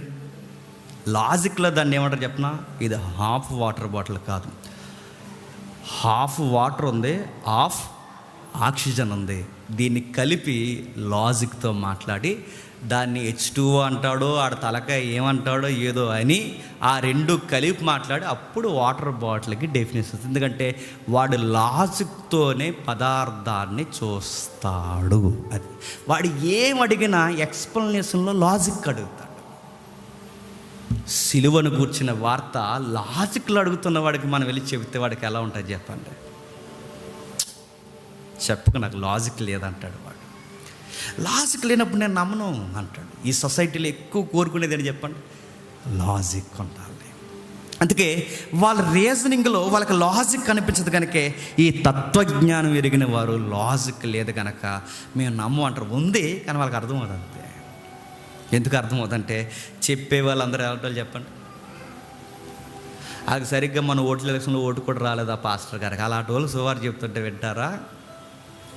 నలిగిపోయిన సొక్కాలు వేసుకున్నవాడికి, సూట్లు వేసుకున్నవాడి దగ్గరికి వెళ్ళి యేసుప్రభు మిమ్మల్ని ప్రేమిస్తున్నాడంటే వాళ్ళకి ఎలా ఉంటుందండి? వాళ్ళ థియరీస్ ఏంటి, వాళ్ళ డాక్టరీన్స్ ఏంటి, వాళ్ళ ఎంప్లాయీస్ విధానం ఏంటి, వాళ్ళ యొక్క లైఫ్ స్టైల్ ఏంటి, ఆ లైఫ్ స్టైల్లోకి మనం వెళ్ళి నలిగిపోయిన సొక్క వేసుకుని అలాంటి బైబిల్ పట్టుకుని పాపులను ప్రేమించడానికి యేసుప్రభు వెలలోనికి వచ్చాడు, మారండి ప్రియ ప్రజలారంటే ఆడేమంటాడు? సైడ్ ప్లీజ్ అంటాడు. వింటారా? సొసైటీ కొమ్ములు తిరిగిపోయి ఉంది. ఈ సువార్త వాళ్ళకి ఎలా ఉంటుంది చెప్పండి? వెర్రితనంగా ఉంటుంది. మరొకరు ఉన్నారు అక్కడ, గ్రీసు దేశస్థులు జ్ఞానముని ఎదుగుతున్నారు. చదవండి ఒకసారి కొరింథీయులకు రాసిన మొదటి పత్రిక ముగించుకుందాం. కొరింథీయులకు రాసిన మొదటి పత్రిక మొదటి అధ్యాయం 22వ వచనం. యూదులు సూచక్రియలు అడుగుచున్నారు, గ్రీసు దేశస్థులు జ్ఞానమును ఎదుగుచున్నారు. వీళ్ళెవరు? సైన్స్ కళ్ళు తెరిచిందంటే కళ్ళు తెరిచేలా ముందు అడుగులేసింది ఎవరు చెప్పండి? గ్రీకులు. ఫిలాసఫీకి పెట్టింది పేరు, థియాలజీకి పెట్టింది పేరు. అటు రిలీజన్ వ్యూలో కానీ సైన్స్ వ్యూలో కానీ అసలు గ్రీకులే నాంది పలికారు. మీకు విషయం చెప్పిన, ఇప్పుడు చెప్తున్నారండి అణువులు గూర్చి ఇప్పుడు మాట్లాడుతున్నారు. అదే పరమాణువులు ఉన్నాయిగా, అణువులు గురించి ఇప్పుడు మాట్లాడుతున్నారు. క్రీస్తు పూర్వం అరిస్టాటిల్, ఎప్పుడు క్రీస్తు పూర్వం అండి? యేసుక్రీస్తు వారు పుట్టక ముందే ఈ సృష్టి అంతా అణువులతో నిర్మాణమై ఉందని అరిస్టాటిల్ ఆ రోజుల్లోనే చెప్పగలిగాడంటే వాళ్ళ మేధాశక్తి ఏంటండి? గ్రీకులందరికీ పితామహుడు ఎవరు చెప్పండి? అసలు సైన్స్కే పితామహుడు ఎవరు చెప్పండి? Standard జీకేలో Aristotle. అరిస్టాటిల్ అంటే చిన్నోడా? అసలు ఆయనకు ట్యాగ్ ఉంది, సకల శాస్త్రాల పితామహుడు. ఇది స్టాండర్డ్ బిట్టే. సకల శాస్త్రాల పితామహుడు ఎవరు? అరిస్టాటిల్. అలాంటోడు క్రీస్తు పూర్వం ఈ గ్రీకు దేశాల్లో పుట్టి వాళ్ళ ప్రకృతిని ఇలా సైంటిఫిక్గా పదార్థాన్ని ఎవరిది చూస్తున్నప్పుడు ఇలాంటి మేధావుల దగ్గరికి, ఫిలాసఫర్స్ దగ్గరికి, ఇదిగో ఇలాంటి వారికి, థియాలజీ మాట్లాడుతున్న వారి దగ్గరికి వెళ్ళి సిలువ వేయబడిన క్రీస్తు మిమ్మల్ని ప్రేమిస్తున్నాడంటే వాళ్ళ బుర్రలకు ఎక్కుతుందా? గ్రీకులు జ్ఞానంలో నుంచి సిలువను చూస్తారు, యూదులు వండర్స్లో నుంచి సిలువను చూస్తున్నారు, సామాన్యులు దేవుడు వచ్చి చచ్చిపోవడం ఏంటంటున్నారు. ఇదిగో ఎన్నిక లేని వాళ్ళు మాకు చెప్పడం ఏంటి మా రాజదర్బార్లకు వచ్చని ఎవడికి వాడే లెక్కలు వేసుకుంటున్నారు. అందరికీ సిలువ ఎలా ఉందో చెప్పండి. వెర్రితనం. అది వీళ్ళకి ఎందుకు వెర్రితనం మనకు అనిపిస్తుంది? ఏంటబ్బా వీళ్ళకి సిలువను కూర్చుని వార్త చెప్తుంటే వీళ్ళకి వెర్రితనంగా ఉంటుందంటే వాళ్ళకి వెర్రితనంగానే ఉంటుంది. వాళ్ళకి వెర్రితనంగానే అనిపిస్తుంది. ఎందుకంటే వాళ్ళ మేధాశక్తి నుంచి చూస్తున్నారు కనుక వాళ్ళకి వెర్రితనంగా ఉంటుంది. 10th క్లాస్ చదివి ఫుల్ టైం మినిస్ట్రీకి వచ్చేసి నువ్వు బైబిల్ చెప్తుంటే వాడు గ్రూప్స్ ప్రిపేర్ అవుతున్నాడు, వాడికి నువ్వు వెళ్ళి బైబిల్ చెప్తే నీ 10th క్లాస్ బేస్మెంట్ నుంచి వాడు చూస్తాడు తప్ప వాడు గ్రూప్ 1 దిగి ఈ సువార్తను వినమంటే వాడు వెంట. ఎందుకంటే వాడు గ్రూప్స్ కన్నా, నాలెడ్జ్ కన్నా, సైన్స్ కన్నా దేవుని మాట గొప్పదని ఎప్పుడైతే మనుష్యుడు తగ్గుతాడో ఆ రోజే శిలువను గూర్చిన వార్తలో శక్తి ఉందని వాడు అనుభవించగలడు. గుర్తుపెట్టుకోండి. అప్పటి వరకు వాళ్ళకి అర్థమవుతుందండి. మరో మాట చెప్తున్నాను నేను, అన్నీ ఉన్న వాళ్ళు కూడా శిలువను గూర్చిన వార్త ఎలా ఉంటుందో చెప్పండి. అన్నీ ఉన్న వాళ్ళంటే రీసెంట్గా పెళ్లి జరిగింది మన ఇండియాలో. పెళ్ళి ఎవరు పెళ్ళి? ప్రపంచంలో ఇంకా ఎవడ పెళ్ళి ఇంకా అలా జరగదు, అలా జరిగింది పెళ్ళి. రిలయన్స్ వారి పెళ్ళి, రిలయన్స్ ఇంటి వారి పెళ్ళి. ఆ పెళ్ళికి ఎంతమంది వచ్చారండి? డెవలప్ జాన్ సీనా. ఇంక తెలుసు జాన్ సీనా ఇలా అంటాడు, అదో డొల్లు ఫైట్లు అండి. జాన్ సీనా పెళ్ళికొత్తని అసలు ఎవడని అనుకుంటాడు? డెవలప్ ఫైటర్ జాన్ సీనా పెళ్ళికొచ్చాడు. వరల్డ్ సింగర్ పెళ్ళికొచ్చింది. ఇక్కడున్న మన యాక్టర్ల పెళ్ళికి వెళ్ళారు, ఇప్పుడున్న ముఖ్యమంత్రి గారి పెళ్ళికి వెళ్ళారు. ఇక ఈ సెలబ్రిటీ పాలిటిక్స్లో కానీ, సినీ ఇండస్ట్రీలో కానీ, హాలీవుడ్ నుంచి టాలీవుడ్, హైదరాబాద్ ఇక్కడ వరకు ఎక్కడెక్కడ ఈ 6 నేల మీద ఏ కేటగిరీల్లో సెలబ్రిటీస్ ఉన్నారో వాళ్ళందరూ పెళ్ళికి వచ్చారు. ఆ పెళ్ళికి ₹1,00,00,000 ఖరీదు చేసే వాచ్ ఒక్కొక్క సెలబ్రిటీకి ఒక్కొక్క వాచ్ ఇచ్చారు. ఆ వాచే ₹1,00,00,000 ఉంటుందట. వాడెవరో ఫేస్బుక్ మ్యాక్రో ఎవరో మొత్తం మీద వచ్చినోడు రావడమే నీ వాచ్ ఎంత అని అడిగాడంట. 63 కోట్లు ఎంతనంట వాచ్ 63 కోట్లు అంట. బాగా డబ్బులకి వేయిపోయినాయి. విషయం ఏంటి తెలుసా? పెళ్ళికి రండి, మా ఇంట్లో పెళ్ళి జరుగుతుందని చెప్పడానికి బంగారం కార్డు ఇచ్చారట. పెళ్లి కార్డు, బంగారం కార్డు. మనకు కార్డు ఎత్తే బాగున్నాం. బంగారం కార్డు. పోనీ కార్డు తీసుకున్న తర్వాత ఎవరైనా ఎక్కడైనా పడేసినా బాగుండు. 4 కార్డులు ఎత్తుకుంటే అలా పడుండు. కార్డు బంగారం. నిశ్చితార్థం 1,500 కోట్లు 1,500 కోట్లు నిశ్చితార్థానికి. పెళ్ళికి 5,000 కోట్లు. 5,000 కోట్లు అండి. 5 కోట్లు కూడా కాదు. మన పెళ్ళికి 5 లక్షలు ఏం తెలుసు? మా పెళ్ళికి 5 లక్షలు అంటాము. 5 లక్షలు 5 లక్షలకి వెళ్ళి అయిపోతాడు. 5,000 కోట్లు. సెలబ్రిటీలు తిరుగుతున్నారు, డబ్ల్యూడబ్ల్యూ ఫైటర్స్ తిరుగుతున్నారు, రకరకాలు తిరుగుతున్నారు. ఇప్పుడు ఊహించుకోండి, అలాంటి పెళ్ళికి వెళ్ళి నువ్వు కూడా వెళ్ళి నువ్వు మైక్ తీసుకుని ఏమన్నా 4 మాటలు మాట్లాడంటే యేసు ప్రభు మిమ్మల్ని ప్రేమిస్తున్నాడంటే ఈ బలిసిన వాళ్ళందరికీ ఎలా ఉంటుంది చెప్పండి. ఆ పెళ్ళిలో ఎర్రోడు ఎవడైనా ఉన్నాడు అంటే ఆ రోజు అక్కడ సువార్త చెప్పినోడే ఆ పెళ్ళిలో ఎర్రోడు. గుర్తుపెట్టుకోండి. ఇంత బలిసిన వాళ్ళకి ఇప్పుడు కోట్లు పడగలెత్తారండి. కొండ మీద కోతులు నిలుస్తూ అంటారు కదా, కొండ మీద కోతులు కాదు, ఇప్పుడు స్పేస్లోకి కోతుల్ని పంపేసేంత డబ్బు ఉంది వాళ్ళ దగ్గర. ఆకాశంలో పెళ్ళిళ్ళు చేసుకునేంత డబ్బు ఉంది. ఇంత తెగబలిసిన వాళ్ళకి ఏం తక్కువ? అన్నీ ఎక్కువే. ఇంత ఎక్కువైపోయినాడికి అన్నీ ఎక్కువైపోయినాడు దగ్గరికి వెళ్ళి యేసు ప్రభుని నమ్ముకో అంటాడు. ఏమంటాడు చెప్పండి? ఎందుకు నమ్ముకోవాలని అడుగుతాడు. నాకు అన్నీ ఉన్నాయి, నాకు ఇల్లు ఉంది, బ్రాండెడ్ కార్స్ ఉన్నాయి, అకౌంట్స్లో మనీ ఉంది, నాకు అన్నీ ఉన్నాయి, నేను ఎందుకు నమ్ముకోవాలి? ఏ విషయాన్ని బట్టి నాకు ఏమీ లేదని దేవుణ్ణి అడగడానికి నమ్ముకోవాలని అడుగుతాడు. లేదు యేసు ప్రభు దేవుడు నీ కొరకు చనిపోయాడంటే వాళ్ళు అంటారు, దేవుడు మన కోసం ఎందుకు చచ్చిపోడు అంటారు. వాళ్ళు ఎర్రోల్లా కనబడతాం, వాళ్ళకి పిచ్చోల్లా కనబడతాం. ఎందుకంటే మనం లోకంలో ఎలాంటి వాళ్ళు చెప్పండి? నీచులు, ఎన్నిక లేని వాళ్ళు, పిలవబడని వారు, లెక్కల్లో లేని వాళ్ళు, అక్కడికి రానోళ్ళు, మనలాంటి వారు సత్యం చెప్తే వాళ్ళకి ఎలా ఉంటుంది చెప్పండి? కామెడీగా ఉంటుంది మనకి. వాళ్ళ వాచి పెట్టుకున్న వీడియో 1 మిలియన్ వ్యూస్ చూస్తారు. యేసుప్రభు హరిచేతులకి మేకులు వేశారని మనం వివరించి ఇమేజ్లే చూపిస్తే మన వీడియో 1000 మంది కూడా చూడరు. ఒక పాన్ పరాకు అడ్వర్టైజ్మెంట్ ఇచ్చినాడు, వీడియో కోట్ల మంది చూస్తారు. ఇలా వారం మైకు ముందు నిలబడి వారం అంతా ఏం చెప్పాలి అని తలాములకలు అయిపోయి ప్రిపేర్ వచ్చే దేవుడు నడిపింపుని పరిశుద్ధాత్మ ప్రేరణతో మనం వచ్చి ఇక్కడ నిలబడి మనం గొంతు చించుకుని మాట్లాడితే ఎంతమంది వింటారు చెప్పండి? ఇక్కడికి వచ్చిన వాళ్ళు కూడా పూర్తిగా వింటారు. ఎప్పుడు వెళ్ళిపోదామా అని చూస్తారు. మీ వల్లే టైం కుదిస్తున్నాం. ఇంకా తమ్ముడు 30 నిమిషాలే చెప్పాడు. ఎందుకంటే చెప్పొచ్చో లేదో, తమ్ముడు ఎక్కువ టైం చెప్తున్నారని కొంతమంది గుసగుసలాడారు. అందుకే మా తమ్ముడు కనుక ఏమనుకోడని కొంచెం టైం తగ్గించరా అని చెప్పాను. మొదటి మెసేజ్ ఎక్కువ టైం చెప్తే నేను తగ్గించేస్తున్నాను, అది వీళ్ళకి నచ్చలేదు కొంతమంది బ్యాచ్కి. నువ్వు మెసేజ్ తగ్గించేస్తావేంటి, ఆమె తగ్గించమను అన్నాడు. అందుకే అర్థం చేసుకుంటాడు కాబట్టి ఆడికి చెప్తున్నాను నేను. అయినా ఫస్ట్ మెసేజ్ కొంచెం తక్కువ ఉంటేనే అందం. తమ్ముడు సబ్జెక్ట్ ఎక్కువ ప్రిపేర్ అవుతున్నారు కానీ కొంచెం ఎక్కువ చెప్తున్నాడు. ఫీల్ అవ్వకూడదని నేను చెప్తున్నాను. వాడికి అది ఇక్కడ నిలబడిన ఎవరు ఫీల్ అవ్వకూడదు.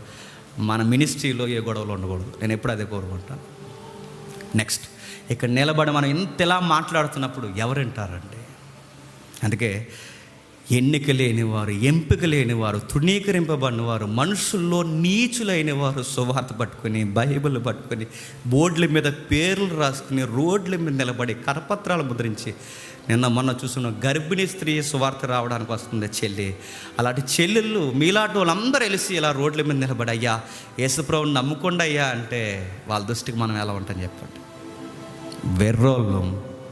మనం వెర్రిని నమ్మి బతుకుతున్నామని వాళ్ళ లగ్జరీని బట్టి వాళ్ళు అనుకుంటారు.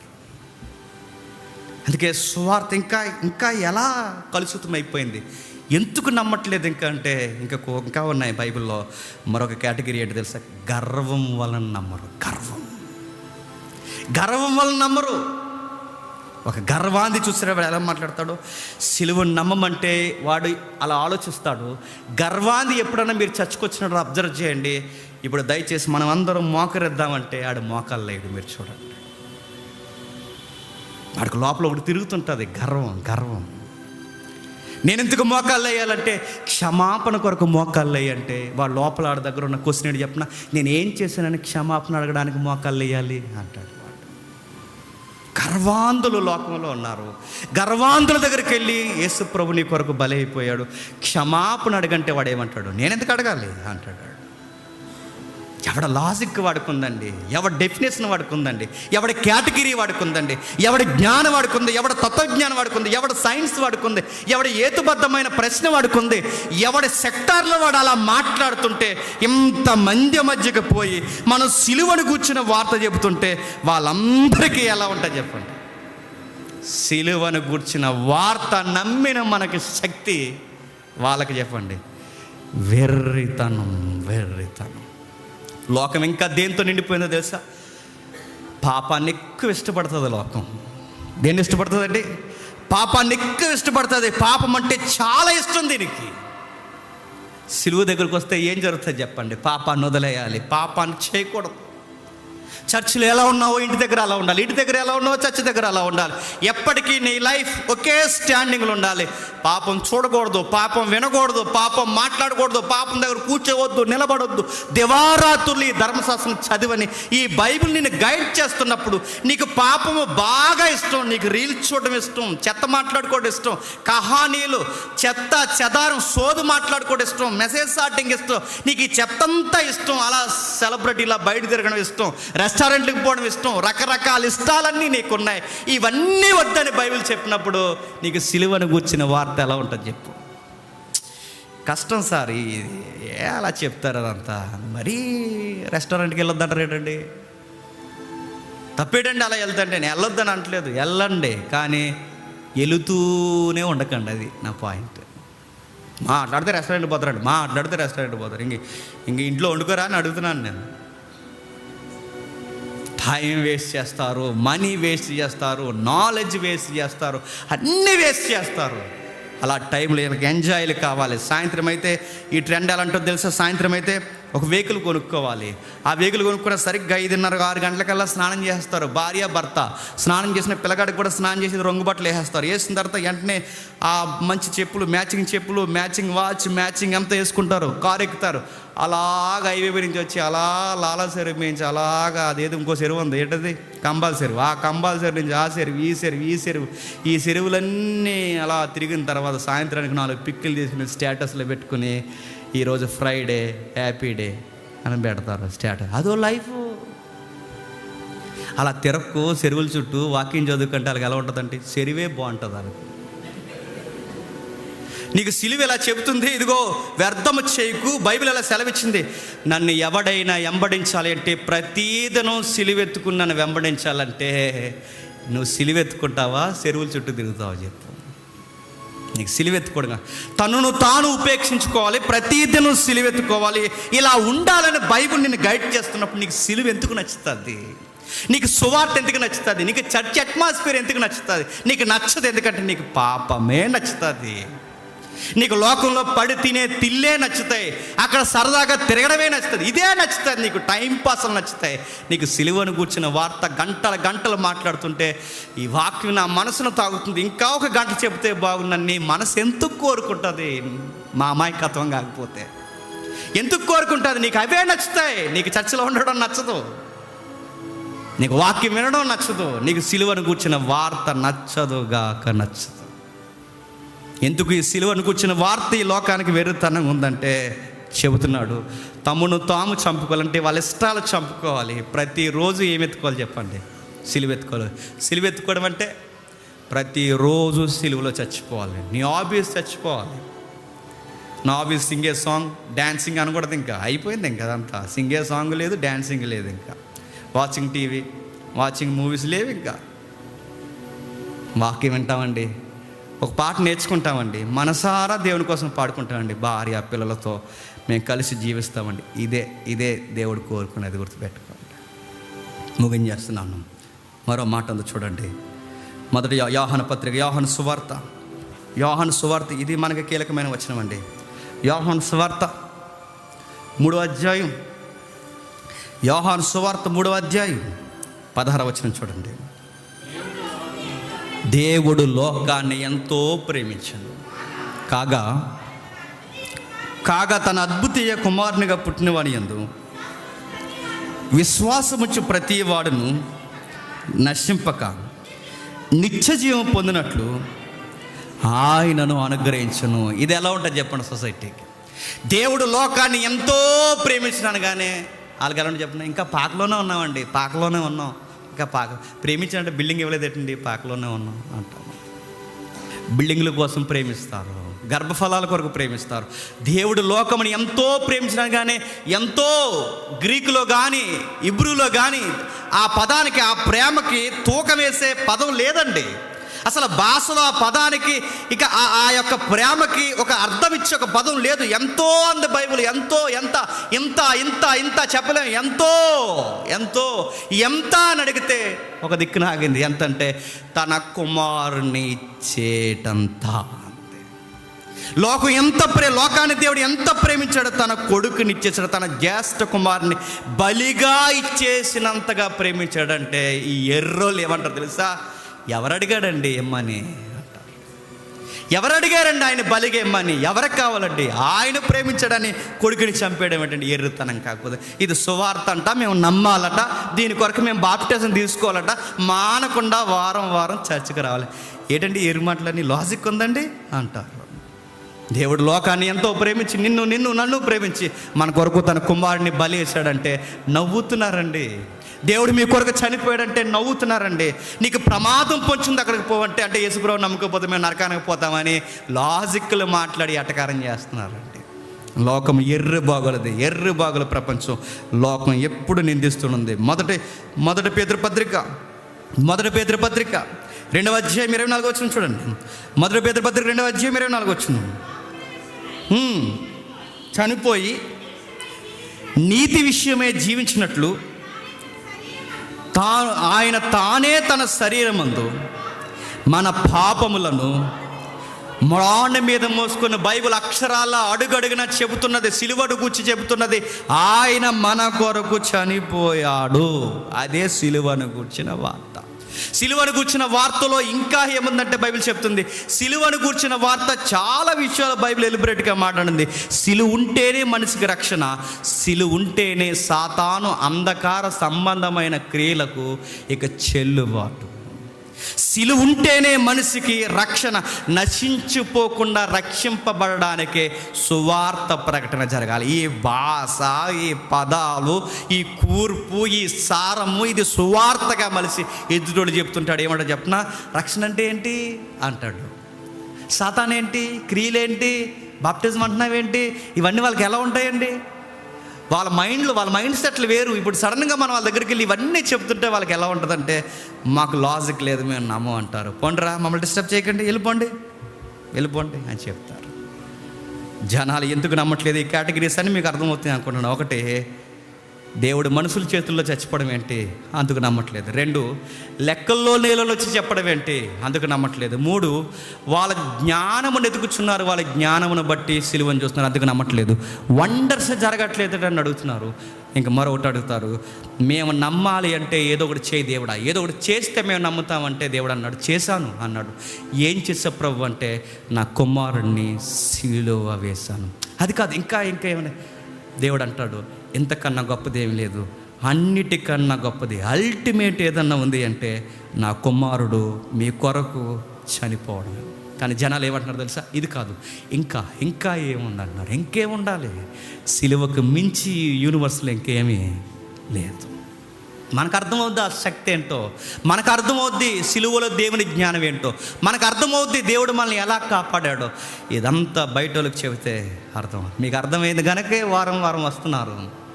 అర్థం అవ్వలేదు కనుక ఆదివారం సాయంత్రం అర్థం కాని వాళ్ళందరూ పార్కుల చుట్టూ రోడ్ల మీద తిరుగుతున్నారు. మీరు వెళ్ళి చూడండి కావాలంటే. మీకు అర్థమైంది కనుక వచ్చి కూర్చొని ఆరాధించుకుంటున్నారు. మీరు ఉదయం మీ చర్చలకు వెళ్ళి ఉంటారు, ఈరోజు సాయంత్రం ఇక్కడికి వచ్చారు. ఎందుకు? మీకు సిలువను వచ్చిన వార్త మీ బుర్రలకి ఎక్కింది కనుక. గుర్తుపెట్టుకోండి. మరొక విషయాన్ని బట్టి నమ్మరంట. లాస్ట్గా చెప్పి నేను ముగిస్తాను. తిమోతి పత్రిక 4వ అధ్యాయం, మొదటి తిమోతి పత్రిక 4వ అధ్యాయం మొదటి వచనం. అయితే కడవరి దినములలో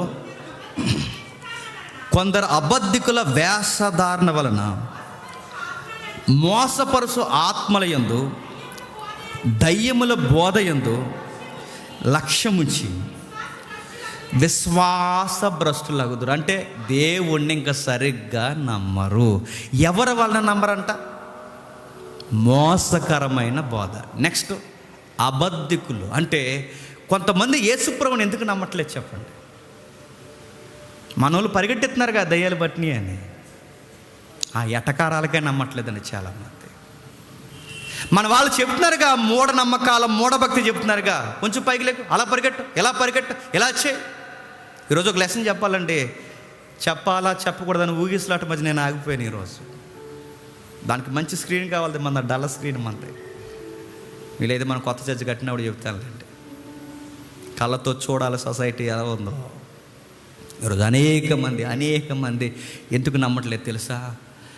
నొప్పి వచ్చిందయ్యా, కడుపులో కణుతుందయ్యా, క్యాన్సర్ కణుతున్నారు, నొప్పి వచ్చిందయ్యా అని వెళ్తే, ఈ దొంగ దుర్బోధలకు దగ్గరికి వెళ్తే ఒక ఆడపిల్ల లేదా ఒక స్త్రీమూర్తి గర్భం మీద నొప్పి వస్తుందంటే తన మానం మీద, తన కడుపు మీద కాలేస్తానుతున్నాడు స్వస్థత అని.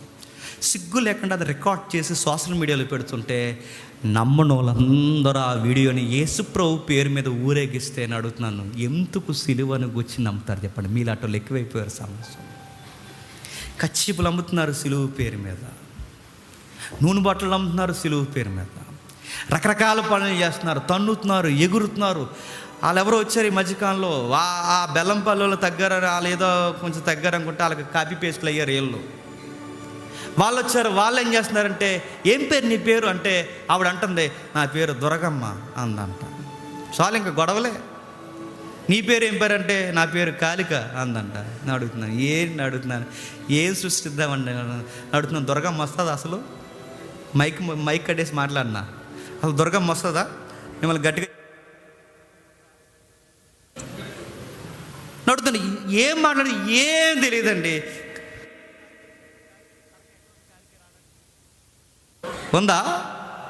లైవ్ వెళ్తున్నా కనుక నేను అందుకే కట్ చేస్తున్నాను. ఏం మాట్లాడుతున్నా అర్థం పడుతున్నా ఏమీ లేదు. వచ్చింది ఏమొచ్చింది అని అడుగుతున్నాను. అలా పరిగెడుతుంది. పో, నువ్వు దయ్యానివి పో అంటే వాళ్ళు ఏదో నమ్ముతున్నారు, అది దయ్యం నువ్వంటే వాళ్ళు ఊరుకుంటారా? మరికొంతమంది ఉన్నారు మన దగ్గర, కావాలని కొన్ని వచనాలకి వివరించడం చేత కదండి వీళ్ళకి.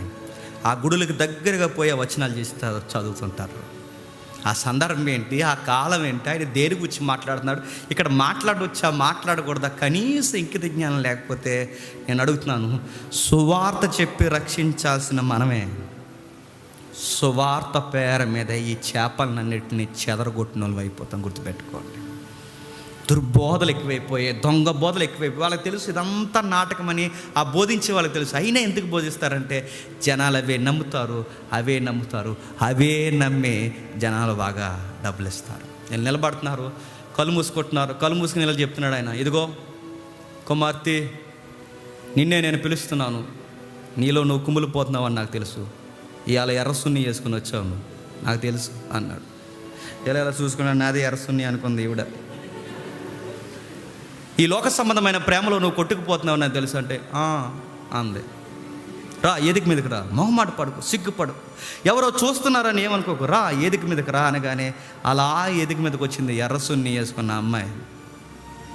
నేనేనండి ఒక అబ్బాయిని ప్రేమించాను 4 సంవత్సరాలుగా. మా ఇంట్లో ఒప్పుకోవట్లేదు, ఎలా చెప్పాలి నాకు అర్థం అవ్వట్లేదు, నా స్టడీస్లో కూడా సబ్జెక్టులు నాకు అవ్వలేదు అనగానే ఇదంతా రికార్డ్ చేసి కట్ చేసి యూట్యూబ్లో పెట్టారు. వాళ్ళ అమ్మ నాన్న చూశారు, చుట్టాలు చూశారు, అందరూ చూశారు, చీయని ముఖం మీద చూసేశారు.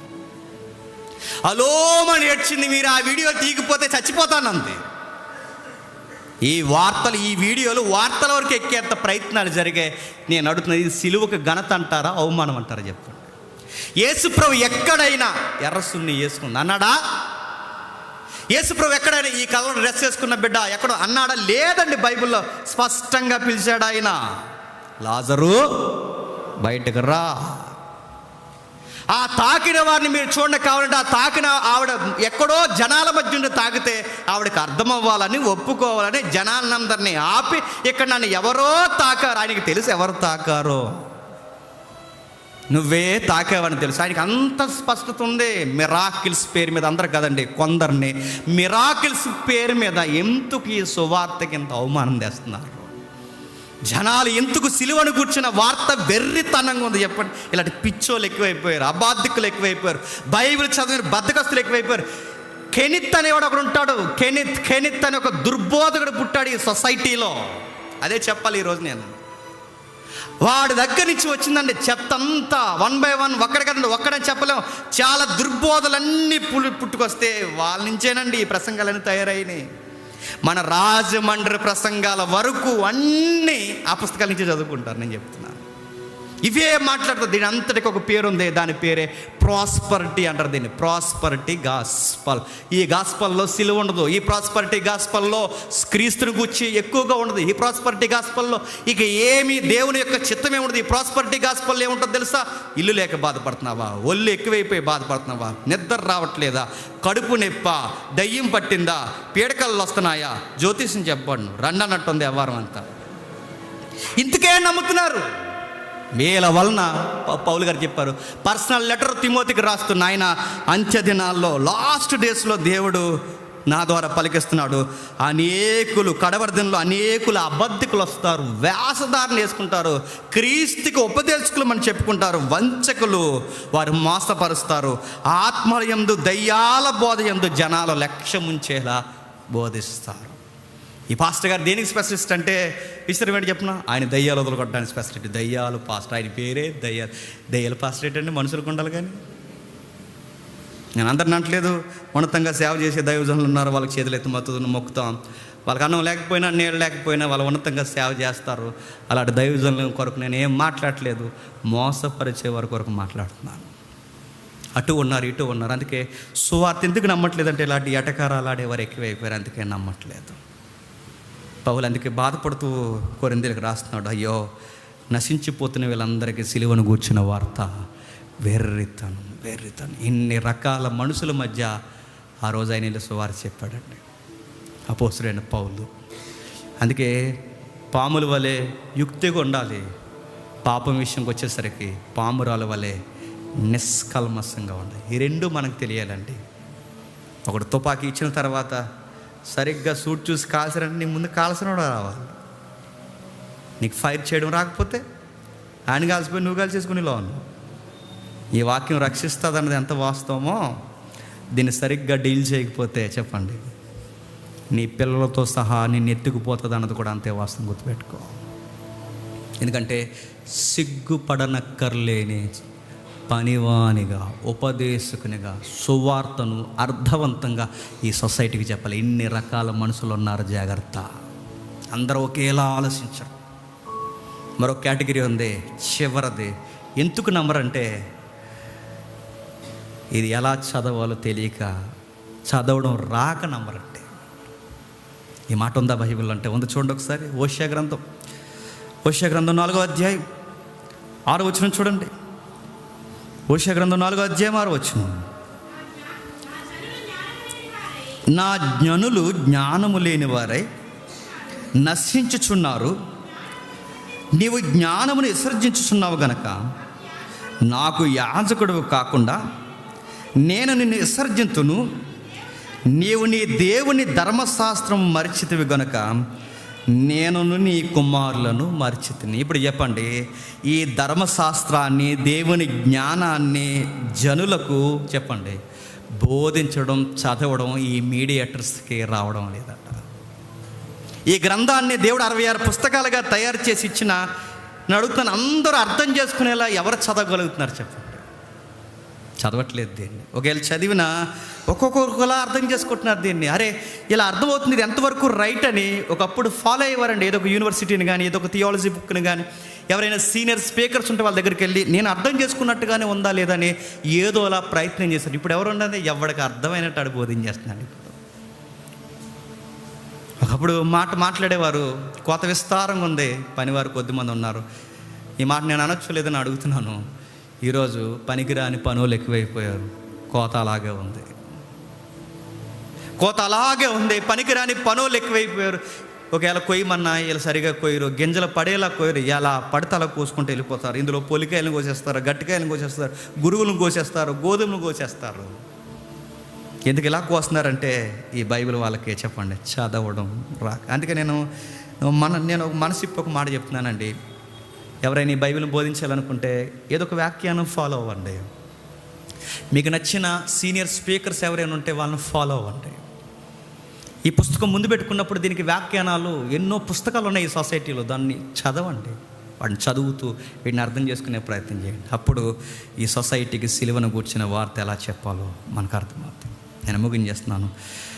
కొరింథీయులకు రాసిన మొదటి పత్రిక 1వ అధ్యాయం 18వ వచనంలో, నశించుచున్న వారికి సిలువను గూర్చిన వార్త వెర్రితనం, రక్షింపబడుతున్న మనకి దేవుని శక్తియు, మరో మాటలో దేవుని జ్ఞానమునై ఉన్నది. ఇవన్నీ చెప్పి పౌలు అంటాడు, యూదులు సూచక్రియలు అడుగుతున్నారు, గ్రీసు దేశస్థులు జ్ఞానమును ఎదుగుతున్నారు. అయితే వీటన్నిటికీ మించి గొప్పదొకటి ఉంది, అదే సిలువ వేయబడిన క్రీస్తుని మేము ప్రకటించుచున్నాం. ఇదన్నిటికన్నా గొప్పది. ఇప్పుడు చెప్పండి, ఈ సొసైటీలో ఉన్న ఐఏఎస్ల కన్నా, ఐపీఎస్ల కన్నా, డబ్బున్న వారి కన్నా, రిలయన్స్ అధినేతల కన్నా, ఈ లోకంలో ఉన్న సామంతుల కన్నా, సంపద ఉన్నవారు అందరికన్నా గొప్పది సిలువను గూర్చిన వార్త. మన గుడారాలు లేవు, మనకి ఇల్లులు లేవు, మన దగ్గర డబ్బులు లేవు, మన దగ్గర ఏమీ లేవు. ఆ రోజు పేతురు యోహాన్లు అన్న మాట ఈరోజు నేను అంటున్నాను, మన దగ్గర ఎండు బంగారాలు లేవు, మన దగ్గర అన్నిటికన్నా గొప్పతుంది నజరేయుడైన యేసు నామం ఉంది. అదే మన ఆస్తి, అదే మన ధైర్యం, అదే మన ఊపిరి, అదే మన జీవం. మోకాళ్ళు వేయగలిగిన వారు మోకాళ్ళు వేయండి, మోకాళ్ళు లేని వారు లేచి నిలబడండి. చర్చి ఎల్డర్స్ ఎవరైతే ఉన్నారో వాళ్ళందరూ ప్రభురాత్రి భోజనంలో